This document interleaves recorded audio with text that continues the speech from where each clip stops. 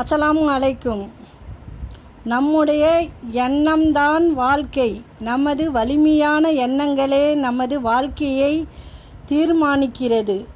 இன்று நம்பிக்கையுடன் எது நடக்கும் என்று நம்புகிறீர்களோ அது நிச்சயம் நாளை நடக்கும் என்பதே உண்மையாகும்.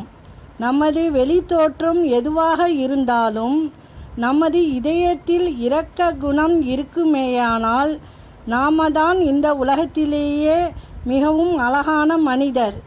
நீ வைரமாக இருந்தாலும் தகுதியற்றவர் கையில் கிடைத்தால் கூழாங்கல், நீ கூழாங்கல்லாய் இருந்தாலும் தகுதி உள்ளவர் கையில் கிடைத்தால் வைரமாய் மாற்றப்படுவாய்.